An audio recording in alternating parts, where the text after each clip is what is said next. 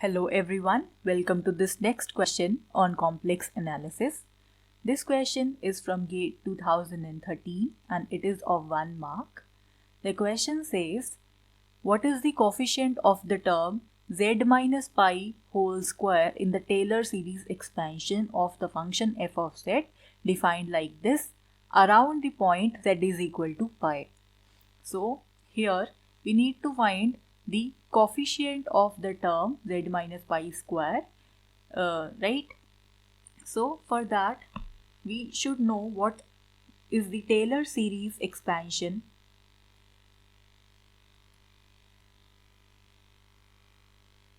of any complex function f of z.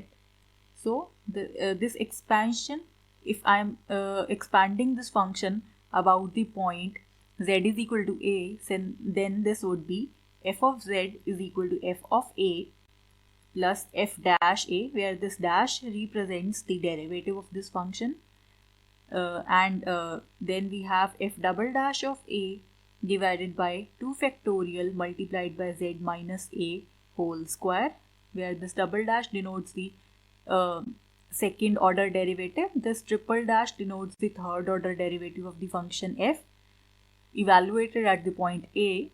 So z minus a cube and so on, and the nth term here would be fn a divided by n factorial z minus a raised to power n. So here this subscript n, the superscript n represents the nth derivative of the function f. So in our case this a is pi, so we'll have f of z as f of pi plus f dash of pi z minus pi plus f double dash of pi by 2 factorial z minus pi square and so on, right? So here they are asking in the question what is the coefficient of this particular term. So the coefficient is f double dash pi divided by 2 factorial. So we are interested in calculating this particular factor. So in order to calculate this factor, the given f of z is of sine z divided by z minus pi when z is not equal to pi, but it may be any other value except pi, and when it is exactly pi we have the value to be minus 1. So we'll assume the function f of z, that is sine z divided by z minus pi. So we'll calculate its first derivative. Its first derivative would be calculated by applying the product, by applying this quotient rule for differentiation. So the square of this denominator term as it is, the derivative of this numerator, so derivative of sine z would be cos z minus sine z as such, and the derivative of this denominator, that would simply be 1. So our f dash z comes out to be z minus pi into cos z minus sine z divided by z minus pi raised to power 2. So now we have to calculate its second derivative.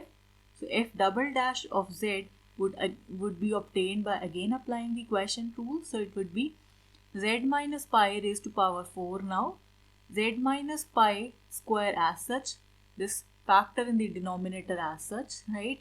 And the derivative of this numerator, so that would be here in the first term we'll apply the product rule. So z minus pi as such, derivative of cos is minus sine z, right?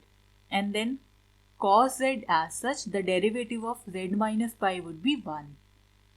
And then we have the second term minus sine z. So the derivative of minus sine z would be cos z. This was the first term.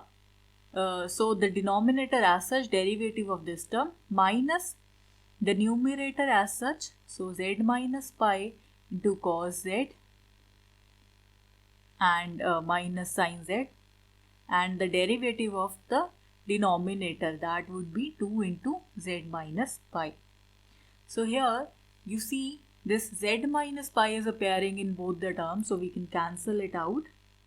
So after simplification, you will be left with minus z minus pi square sine z minus 2 z minus pi into cos z plus 2 sine z divided by z minus pi raised to power 3.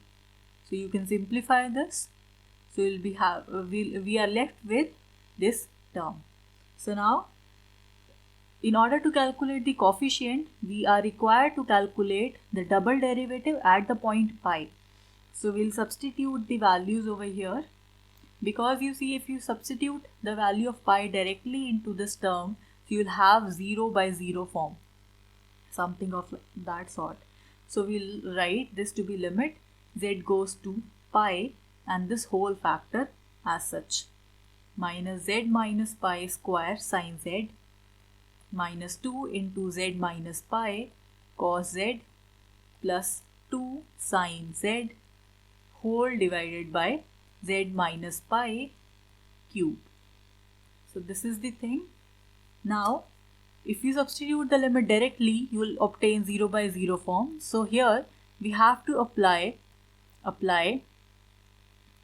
L'Hopital's rule.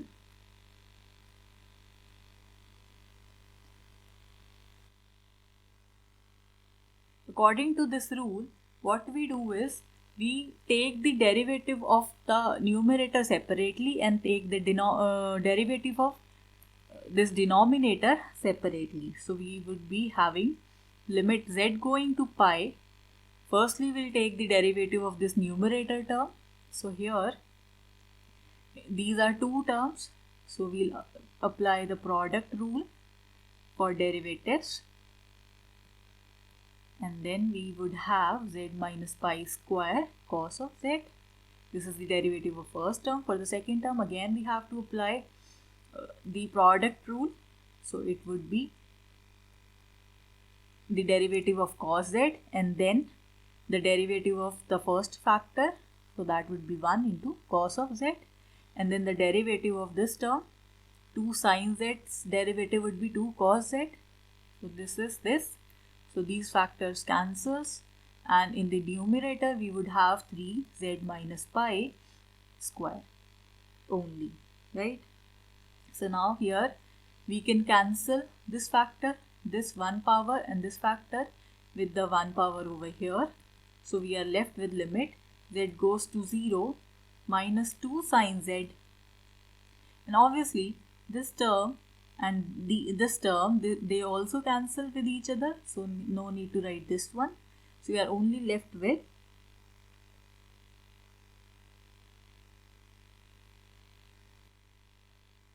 z minus pi into sine z minus cos z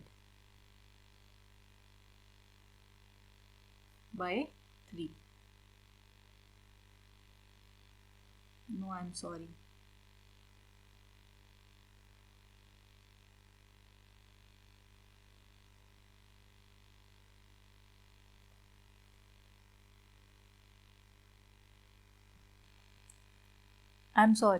So here this term cancels, minus 2 cos z cancels with plus 2 cos z, and this term minus 2 z minus pi into sine z, this cancels with just a second.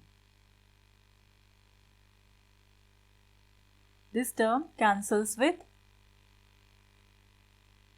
this term over here. So we are only left with the term z minus pi raised to power 2 cos z divided by 3 z minus pi raised to power 2.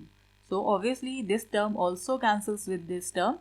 So we are left with limit z goes to pi minus cos z divided by 3. So now here we can substitute the limit. So it would be minus cos pi divided by 3, and the value of cos pi is minus 1. So it would be minus of minus 1 by 3, that would be 1 by 3. So the coefficient of the term z minus pi raised to power 2, which was the double derivative of the function f evaluated at the point pi divided by 2 factorial is 1 by 3 multiplied by 1 by 2 factorial, and this comes out to be 1 by 6. So here 1 by 6 is our answer. So let us look at the options. So option number C over here is the correct one. Well, that is it for this video. Thank you for watching.